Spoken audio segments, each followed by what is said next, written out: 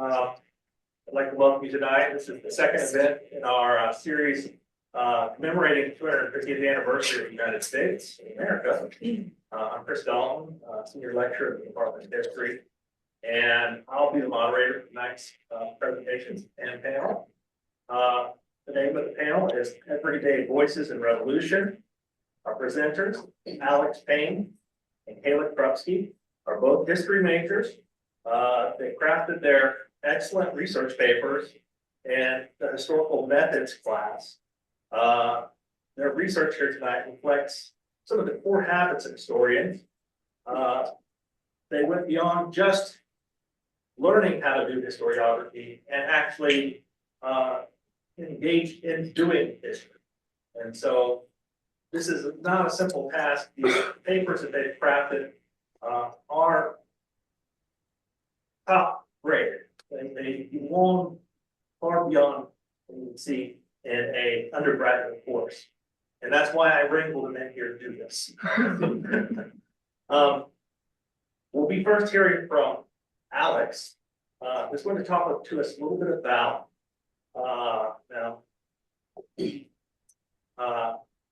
she's going to be talking to us a little bit about the songs of sailors, the oppressed people who crossed the Atlantic, came here and influenced this sense of emblematic resistance that comes core to the revolution of 1776.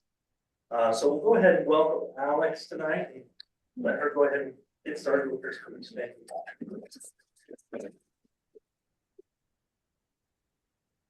I'm Alex Payne. I'm double majoring in theology and interesting studies in history. And the title of my paper is Records of Thought, Oppressed People During the Age of Revolution. My research explores the political and cultural power of sailors' popular songs and poetry, tracing how maritime labor culture intersected with protests, emerging revolutionary sentiment, and identity formation. I will begin with a protest ballad written during the English Civil Wars in 1649 by Gerard and Stanley, the leader of the Diggers and Levelers group. Then I will trace a broadside to 1691 that shows revolutionary sentiment found on the execution docks where sailors were hung for protesting for their rights. And I will end with a broadside found in Borton Prison in England in 1778 that demonstrates the identity formation of these maritime laborers from protest, revolutionary sentiment as tactics during the American Revolution. So first I'll define a broadside, which is a single sheet of very cheap paper. It's printed on one side, and it's found in pubs, churches, taverns, on docks, and passed through ships. And it contains everything from news to propaganda, ballads, and poetry. And so I'm just gonna fix this up. So this is a what a broadside could look like, and this is not the Diggers and Levelers song that I'm going to share, but this is from their movement. So this is 1649 in England, and what's going on is King Charles I is dispossessing people from their homes. He's enclosing land. He's refusing to share power with Parliament, and he's imposing illegal taxes. People are fighting against economic oppression, religious violence, human rights violation, property rights, and just the overall systematic terror of the British monarchy. And some of the main grievances against the king from the Levelers and Diggers movement is impressment into the Navy, the right to private property, and religious beliefs of the Anglican Church being imposed upon them. And if you know anything about Puritans and Calvinists, they did not like that. And so the group of diggers and levelers were somewhat of a socialist reform group. And they stood for religious tolerance, abolishing the monarchy, and equality before the law. And so this group of men stood on St. George's Hill in Surrey and sung this record of God, of oppressed people. And I'm just going to read a couple of lines. Your houses they pull down to fright your men in town, but the gentry must come down, and the poor shall wear the crown. Stand up, diggers all. Your freedom to uphold, being cavaliers are bold, to kill you if they could, and rights from you to hold. The club is all their law to keep men in awe. And so these men who were part of the English Civil Wars, and not just the levelers, ended up being disseminated all through the Atlantic through impressment or voluntarily joining ships, because we're switching into a labor wage society, and so these men went dispersed through all corners of the world, and I focus on those sailors in particular. And so this revolutionary sentiment remained with them, stemming from the English Civil Wars. And impressment in particular is a very violent activity. Press gangs from the monarchy would force men into military service, either by literally snatching them out of their houses, if they were drunk in a tavern reading a broadside, or they kind of entice them and manipulate them into service. And a historian noted that through songs, poems, and broadsides, the ordeal of being impressed became a shared experience of the nation of seafaring folk. It became a shared experience of the seafaring folk. And my research is very interested in tracing the severe oppression against wages, liberty, and for self-determination, since it was highly protested by maritime laborers in broadside. And so the monarchy through the 1600s is tightening its grip, not only in the American colonies, but it's felt on ships. And so now we're getting into the late 1600s, 1691, and we're followed these broadsides, fighting sailors onto these execution docks. And I found it very interesting about what they were singing about as they were being hung. And so my next example of a broadside is called The Sea Martyrs, or the seamen's sad lamentation for their faithful service, bad pay, and cruel usage in 1591. And so this record of thought of oppressed people reads, thus our new government does subjects serve, and leads them this sad choice, to hang or to starve. And when they for their pay did hope, they were rewarded with a rope. And now, O barbarous tyranny, like men they fought, like dogs they died. Not one rope must they have till spring, to starve all summer would not do, they must starve all winter too. Where is subjects' liberty, and where is their property, besides the seamen's pay that's spent? So this generational memory of liberty, property, and against tyranny was transmitted through broadsides that continued from the levelers up into the 1690s. And the grievance wasn't just about pay, it was against tyranny and it was for liberty. It's also interesting that generational memory was bonded to those from above, not just on ships. And now we're moving right before the American Revolution. In 1745, an admiral, Peter Warren, warned that sailors of New England were emboldened by a revolutionary heritage. He said they had the highest notions of rights and liberties of Englishmen, and indeed are almost levelers, which generational memory continued. from below and from above. So for my final example, as we're moving into the American Revolution, we're going past the Stamp Act of 1765, the Boston Tea Party of 75, and fun fact, today is when Patrick Henry stood up at the Second Virginia Convention and said, "Give me liberty or give me death." We're going past the Battle of Saratoga in 1777, and now we come to 1778, where France and America are becoming our allies. And so in my research, I followed these broadsides all the way to Fortin Prison in 1778, where American prisoners were being held. Fortin Prison is a prison in England, so these maritime laborers are being shipped back across the sea and being taken captive. And a sailor at Fortin Prison named Timothy Connor would collect seamen's poetry and ballads and keep them in a journal. And these sailors, over generations, have brought with them records of thought and a form of ballads and poetry. This identity formation is evidently seen in this last record of thought of oppressed people, shifting their identity from Englishmen and protest to now identifying with a true revolutionary action. The song means, in support of the 13 states for which we endured captivity, the motto now that cures all fates, for me is death or liberty.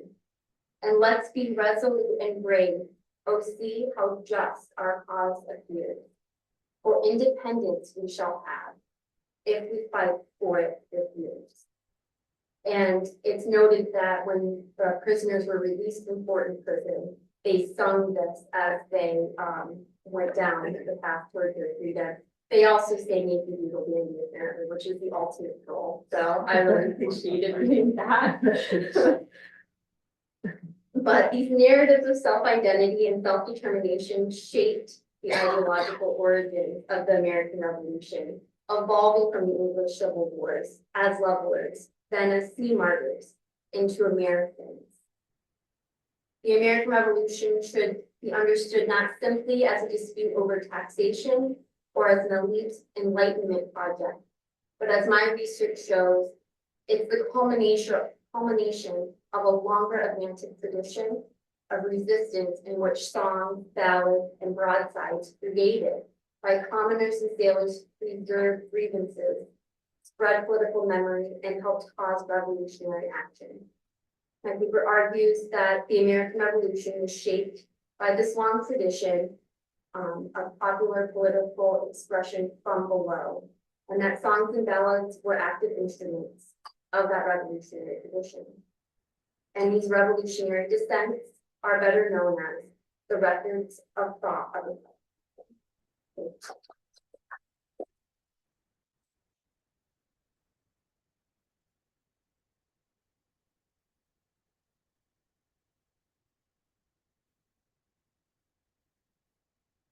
I'd like to thank Alex for her talk on her research.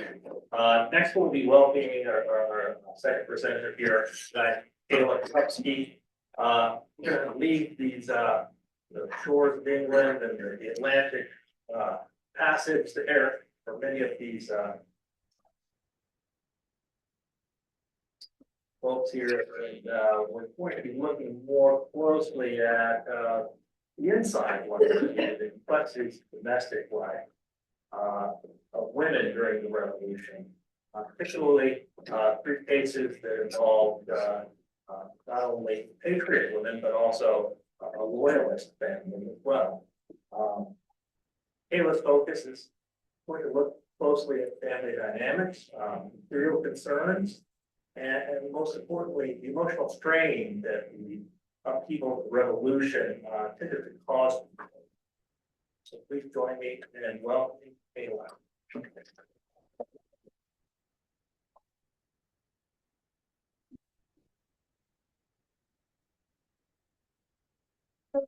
My name is Kayla Kutsky, and I'm a junior history major. My research is entitled Maintaining the Chaos, the Complexities of Domestic Life for Loyalist and Patriot Women Amidst the American Revolution throughout the years 1752 to 1789. War is most often remembered through the voices of those who primarily wrote its history, men. Just because women were not marching miles to face a redcoat with a musket, their courageousness should not be overshadowed by the active battle. Women of the 18th century faced constant battles and fears within their domestic lives, and the political divide between loyalists and patriots amidst the American Revolution did not just play a role in the direct combat of the war, but rather directly affected women's domestic lives at home and their fears for the future. The American Revolution is often painted as patriots being persecuted by loyalists, but the reality was that both sides were at fault and under constant threat. The comfortable daily routines of women in their household transformed into one of fear and uncertainty. I broke my research down into analyzing 3 different women of different political backgrounds and focused on their changing domestic spheres. So first is Sally Wister, a 15-year-old girl, Quaker girl, who leaned towards patriot beliefs. Next, Anna Rawl, a 24-year-old woman born into a prominent loyalist Quaker family. And lastly, Abigail Adams, a more familiar female historical figure and patriot wife of John Adams. Women similar to the 3 that I examined are often written out of the main narrative of the revolution. These women, regardless of the role they played, should not be discredited for their courageousness of fighting their own battles within their domestic sphere. Since 2 of the women I will be talking about were Quakers, it is important to note that through my examination, I found that Quakers were one of the most targeted and highly persecuted groups during the revolution. My findings primarily focus on what all of these women represent while facing disruption within their own homes.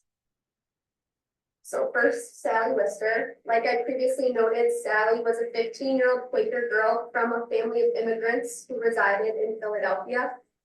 Although her religion holds pacifist beliefs, her family did primarily lean towards the patriot beliefs during the wartime.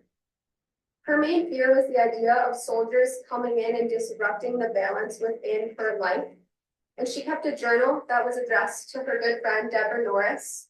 Here is where I took and analyzed the 4 examples of disruption by soldiers within her domestic life. The first example was an experience with American militia that her and her mother perceived to be a group of British soldiers, actually, based on their body language and actions. So this group of Philadelphia militia came up to her home, frightening her and her mother as the patriot men would stomp up to the door, making them hesitant to answer for fear of them becoming violent. Nonetheless, Sally and her mother followed the requests of these adamant soldiers, begging for food and water. The second example transitions into a positive one. Wister witnessed her father speaking with 2 American soldiers negotiating for his horses.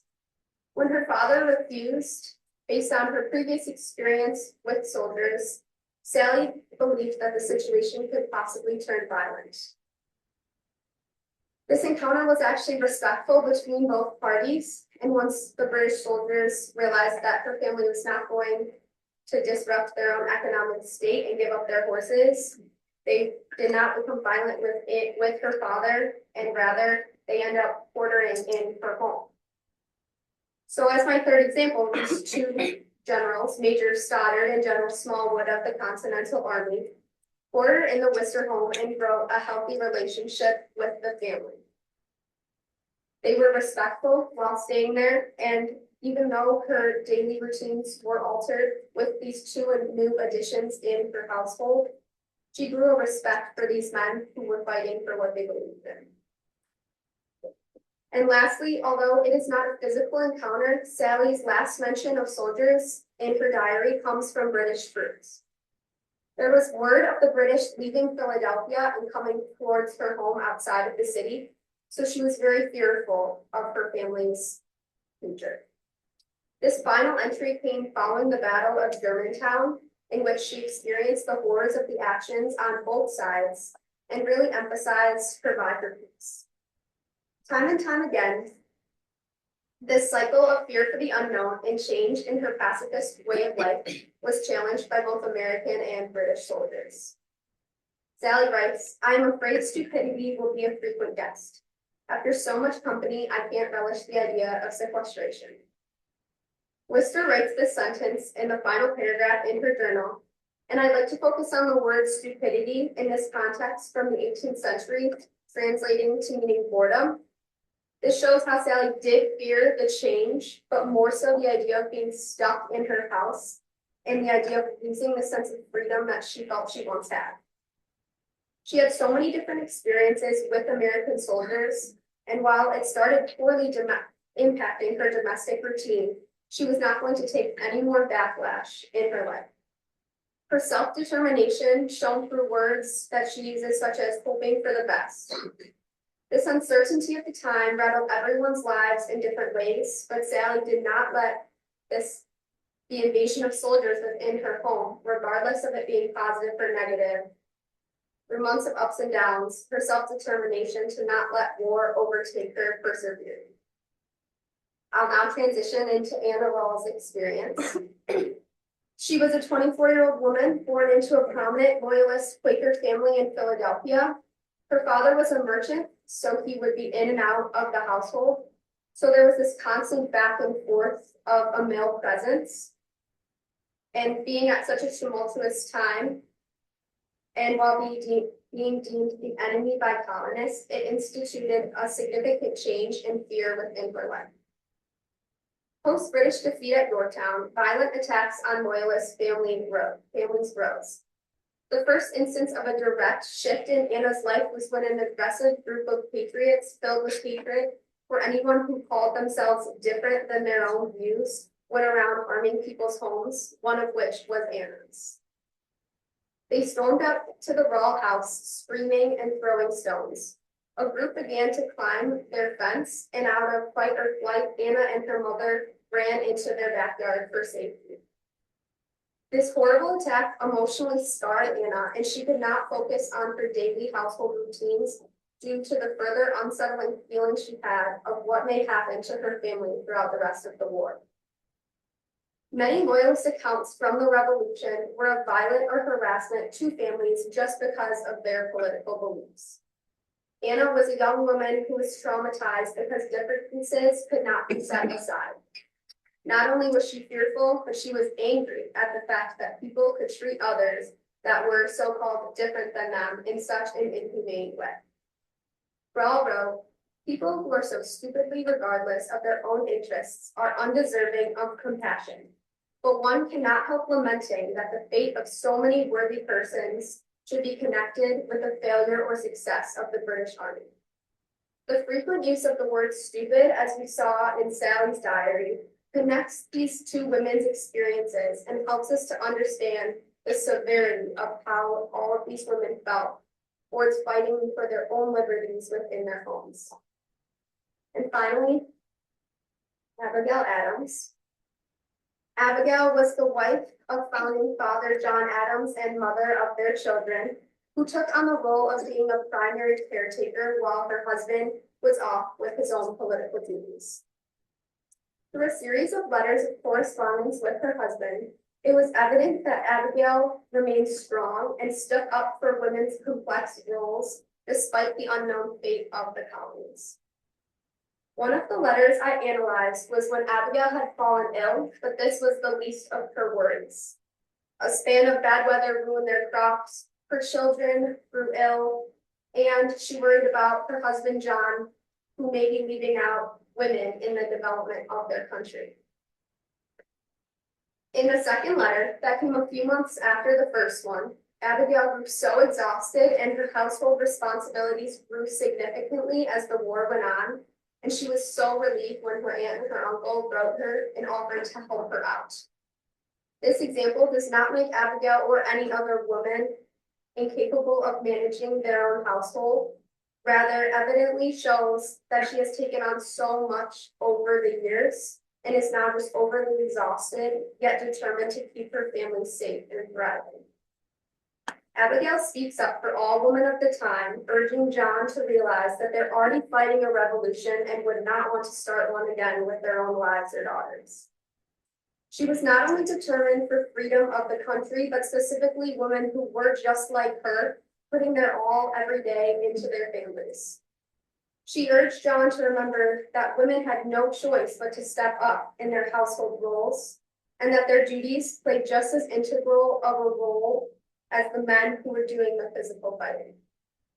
She wrote, "I am more and more convinced that man is a dangerous creature, and that power, whether vested in many or a few, is ever grasping, and like the grave cries, give, give, give."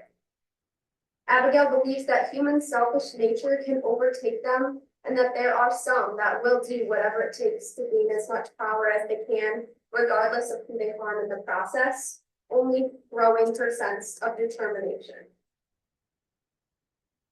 By analyzing these women with unique and different backgrounds, my focus was on highlighting that domestic life should not be overlooked just by the men that were on the front lines. Through my research, what one did see from the outside perspective was how much women's domestic lives were flipped upside down without the presence of a husband or a father. Wister, Ball, and Adams were moving behind the scenes to create a sense of liberty within their own homes. And with self-determination, they realized that they did not need a male presence in their household to continue running one smoothly, but that their actions and perseverance are often so overlooked and underappreciated by most audiences. And finally, when translating my research to a modern day audience, I believe one should really take away the underlying message to not jump to conclusions based on people's beliefs. Someone may share a similar experience or fear as yourself, while also having the opposite beliefs without you even knowing.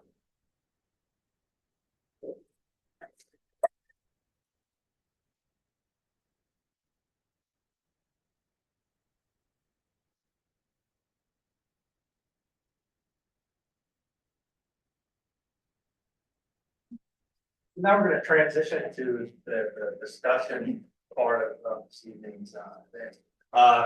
The opportunity for you to ask questions, to engage discussion. While they're getting settled, I just wanted to make one more note that that their research has been very thorough. But on the other hand, this presentation tonight, I'm just in awe of what they've been able to do, especially given the fact that this was just sort of put together about 3 weeks ago. And so everything that you've seen tonight, their slides, their presentation of their research, this sometimes is almost as difficult as the research itself. And so, I think we ought to give them another round of applause just for that.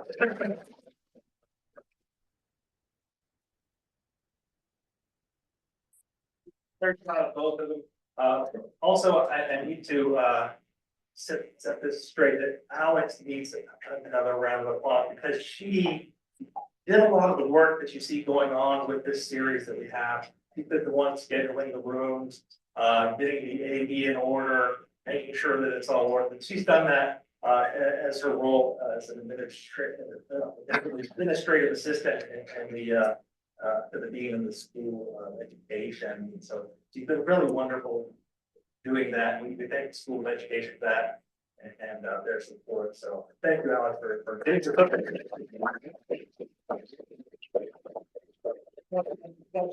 Please just raise your hand and you can sort of work around and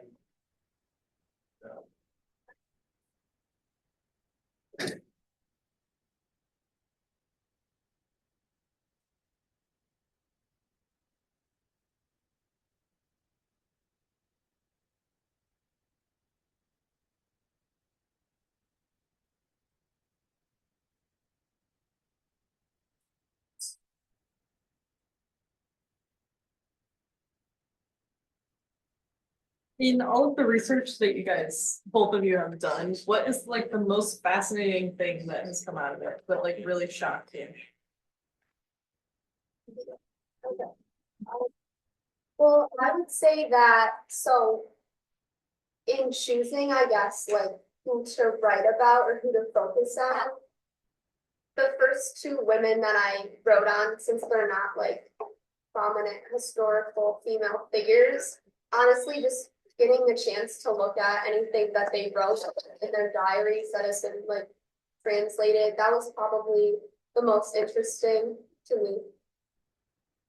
Yeah, the most interesting thing to me was how global, the revolution actually was. That it wasn't just, not only just on land in the American colonies, but it was a global, war. It was really.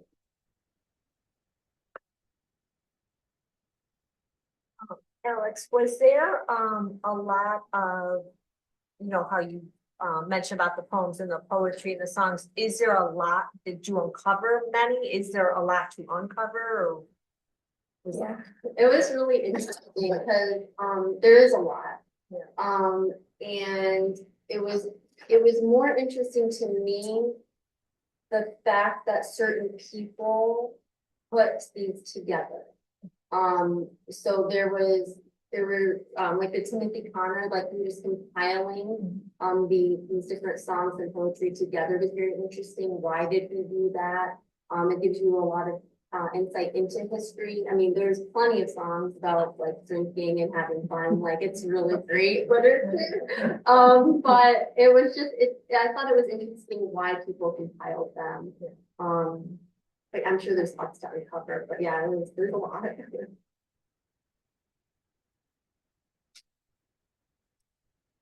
I've got a question for Alex. This is from Kowski. If precedent remained a problem for years after the revolution, did you by chance take a look at the post-revolutionary chanties? The tone of the language and all those chanties change at all?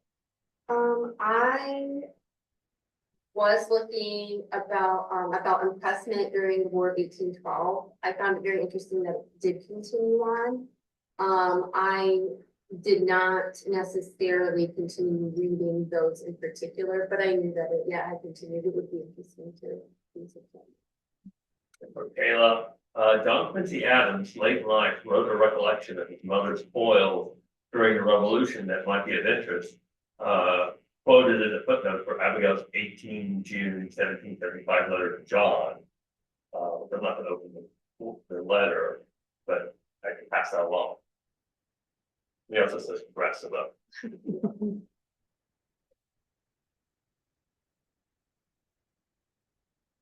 As you were exploring, particularly concerning sort of the two younger women, did you glean anything about their educational background?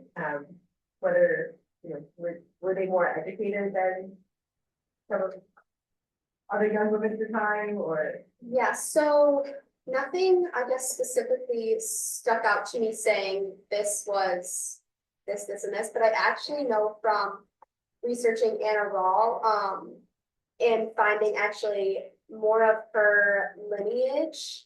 When you like looked her up, she had a brother of similar age, and it said that because he was educated and like given, I mean, a wealthy, someone of a wealthy background would earn an education, as his younger sister, she was able to do the same thing through his same tutor or teacher, which I thought was really interesting and shows how the difference between having money and wealth at the time versus someone who may not.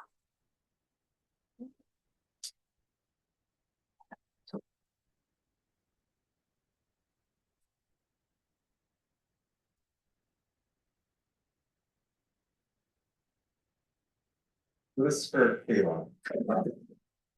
I think one of the things that's interesting about your talk is this issue of support and time, right? Women are at home, they're spending their time, their energy, and the men are out there either fighting or they're out there speaking, they're out there with political and military power. You wanna try to discuss that a little bit more and kind of think about that a little bit more and kind of bring that into your analysis? And how like there was such a divide and that women weren't doing that. I guess, okay, so nothing really in anything, like any of their own journals or any research showed how they were like, had any want to be a part of any sort of political or like patriotism, I guess, that their brothers, fathers, husbands probably were a part of. So I definitely think that even shows such a strong divide between what men were having to do, but also wanting to do versus women who, not that they probably had as much of an option to choose, but they really weren't even like, I wish I could be doing this. They sort of were like, I would rather stay in my domestic sphere and just get the outside perspective.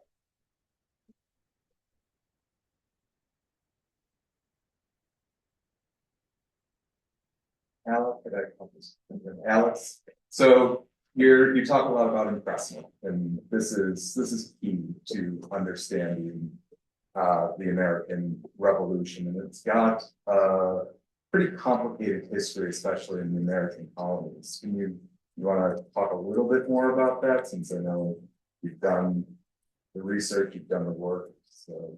Yeah, in the American colonies, I guess an example I would use is like the Knowles riot. I think I don't know if I brought it up, but it was 1747. And this is when Captain Knowles was going around Boston and he was dragging men out into the streets to be impressed into military service. And the people just went like nuts. I mean, the streets filled with sailors and just common people on the docks. I'm pretty sure they like tore apart a ship and set it on fire. Like it was wild. I wish I would have, I don't know if I wish I would have been there, but so just yeah, in the American colonies, this was happening. And it was, and actually sailors would try to negotiate or figure out which ships were going where. And it just made it that much worse if it was a very long voyage or if it was to a certain place. And they really had no freedom of movement, no freedom of trade. It boiled down in all levels, all aspects. Yeah, it was hot in the American colonies. Well, it was especially hot up in New England and the Yeah. northern colonies because between the 1708 the Parliament passed a law that said that there could not be impressment in the American colonies. During the War of Jenkins' Ear, which is that period between 1739 and 1748, they said that in the Caribbean they were excluded from impressment, but in the northern colonies, they got to experience the heat. So that was one of the reasons why, that's one of the things that John Adams writes a piece on the Knowles riots and impressment in Boston, and his language of liberty comes out of that. Well, you're not imposing this on the Caribbean and the sugar plantations, only on us. So I'm pretty sure Sam Adams got some of that language too, and was informed by sailors as well. Question for Kayla. All three of the sources you used were from relatively like privileged literate women. Do you think your argument could have been changed if you looked at enslaved women during this time period? Definitely, yes. But the difference is why I chose, like, I focused on specifically the domestic life. And just because enslaved women had different lives that they were almost living because they were enslaved. We also, there's just not as much documentation and like most enslaved women weren't even like literate, write any, so it just, there are more accounts from more privileged, wealthy white women.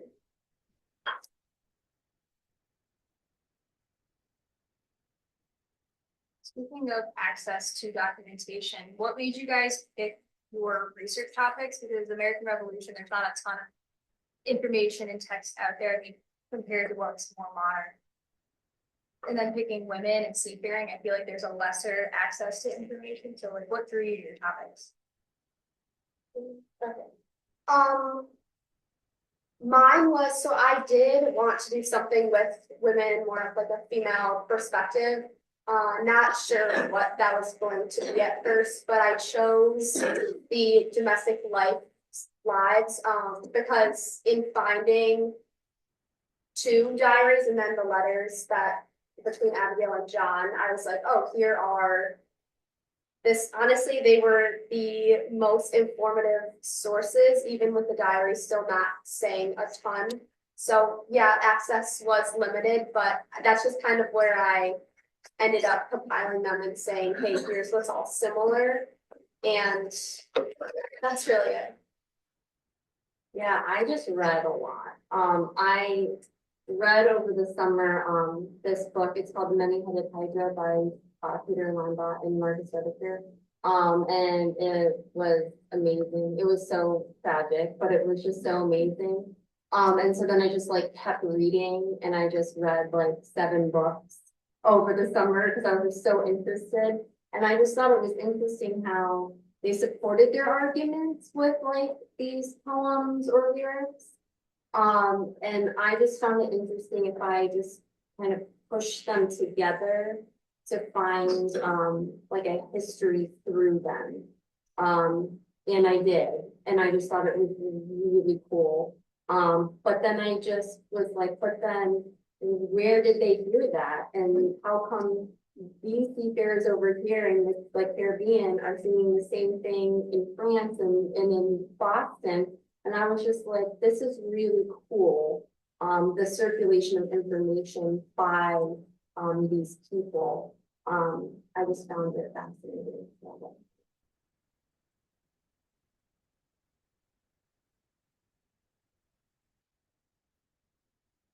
I have a question for you based on what you just said, like, I think I know the answer, but I just want to clarify.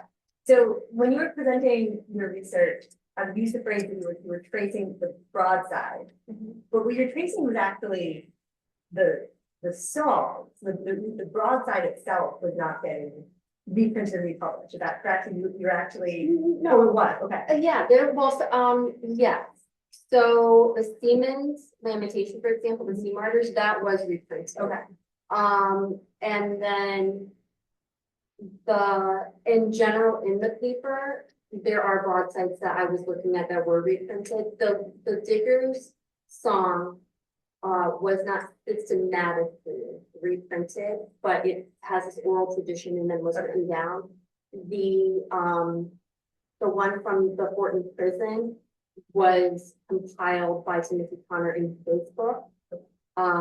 So I kind of like use different examples, but some of the broadsides were. Yeah. Okay, so you're tracing both the objects and the songs. Yeah. Cool.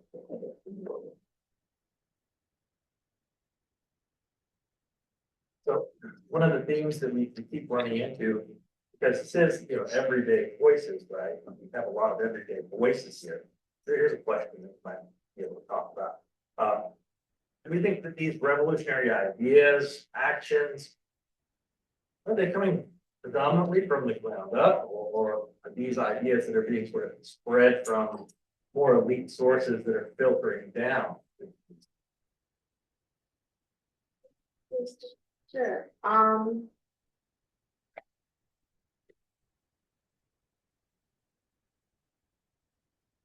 think, yeah, I think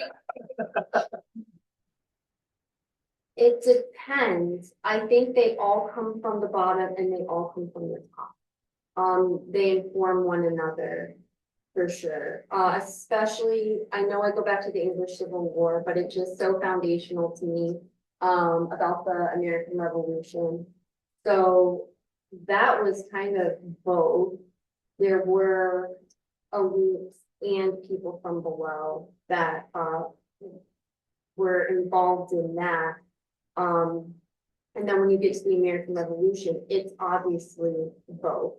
I mean, there's George Washington leading the Continental Army, but then there's Timothy Connor or, I don't know, Dr. Payne running around, fighting for liberty, while their wives are at home, because the cause was just so universal, and impacted everyone, that I think that, that it was both.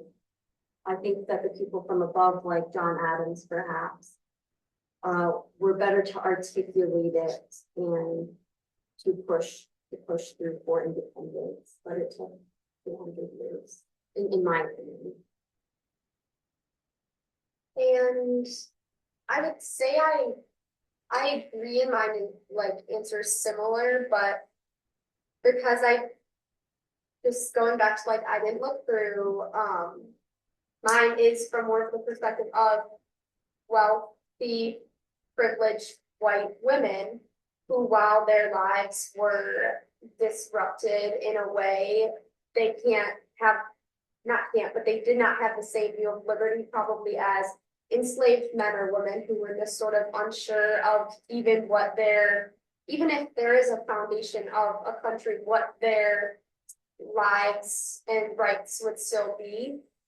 And then I think it also differs from Washington or founding fathers per se, who were defining what they wanted these liberties to be. So I think there's such a broad spectrum of what everyone believed and thought, and their own lives would turn out.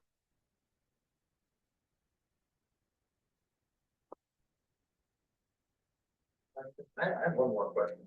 So maybe this is on somebody else's mind too, but Kayla, why a loyalist? We're talking about the American Revolution. Yeah. It's about patriotism. So why are we looking at the lack of a loyalist besides the fact that we have the source? Yes. So I thought that I found Sally's diary, who was the youngest and the patriot Quaker, I guess, per se. And then I found Anna Rawls, and I thought that it was just so interesting that really, if you kind of lined up their experiences, they were so similar in that they both were afraid, simple as that, I guess, but they were afraid in different ways and of different people. So I also chose to use a loyalist woman because it you can deflect the different ideas and bounce them based off of here's what Sally's or Abigail's experience was, and here's how it is similar or different, I guess.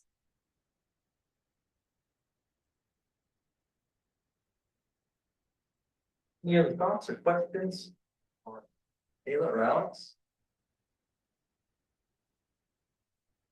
All right, well, I think that probably just about winds up our panel discussion here. Do you have any final words that you'd like to sort of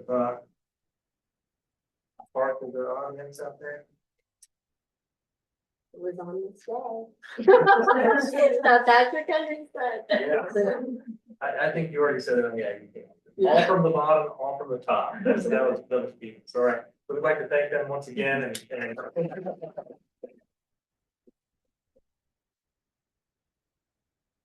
there will be more of these. There's one next week, March 30th. Is that next week? That's next week. Next Monday. Next Monday, and that is Dr. Payne. And it'll be also in this room at 7 p.m. Thanks, you.